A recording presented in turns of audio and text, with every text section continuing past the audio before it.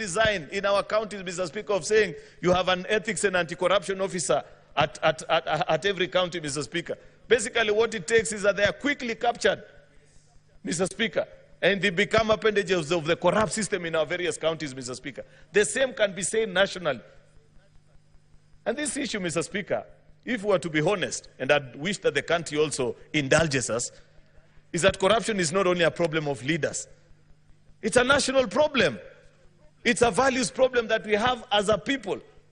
We cannot just speak, Mr. Speaker, about what leaders are doing without taking time to consider and say, how do we demonetize our politics, Mr. Speaker? How do we make politics less influenced and infiltrated by the power of money, Mr. Speaker? Because unless and until a country has that conversation, Mr. Speaker, I am afraid we are not likely to win this conversation. And part of the proposal that must come out of here, Mr. Speaker, is the process of removing money out of our politics, Mr. Speaker. That has destroyed the fabric of our society.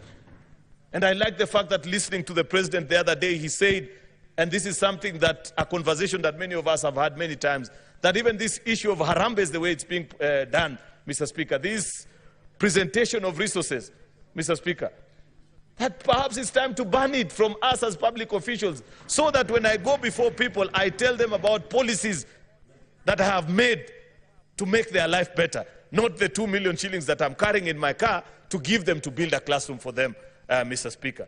That's a challenge that we must be willing to accept. Because, Mr. Speaker, until, and I must repeat, until we demonetize our politics, Mr. Speaker, and the space of influence, it will continue to be a gold rush and the desire, Mr. Speaker, on every member. You know, people don't know that the cycle of and the life of a politician in this country, it involves running Monday to Thursday, collecting as much as you can, only to go and spend it on Friday to Sunday. And in fact, most of that money, Mr. Speaker, it doesn't even get to the houses of these members. People don't know. If a member makes perhaps $1 million within a week, they'll be very lucky if 100,000 makes it to do anything in their house. 900 of that money goes back to the constituency. Therefore, we must remove that demand. And this desire to see members of parliament and politicians and people who are in public offices, Mr. Speaker, as if they are tools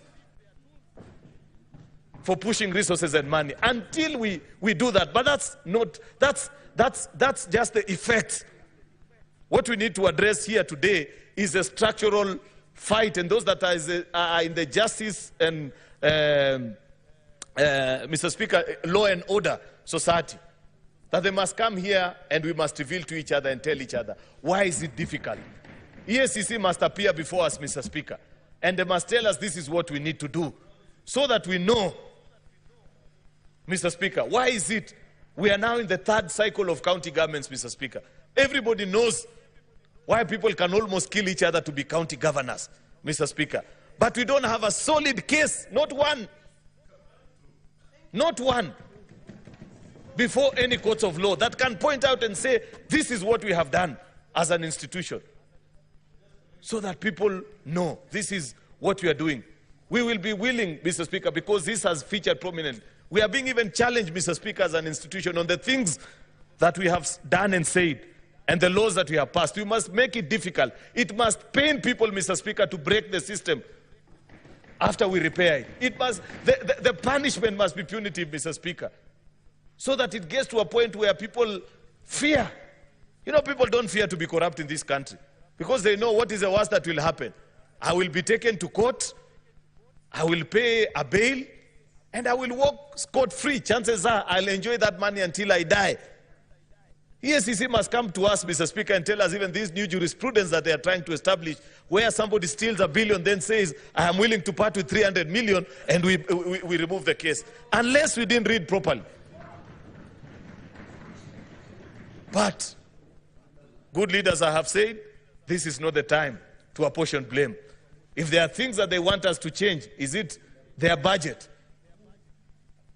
Is it the law as we defined it, Mr. Speaker? Let us listen with an open mind and say, tell us what it is that will respond to this particular issue. Mr. Speaker, the judiciary also has been very silent while all this has been going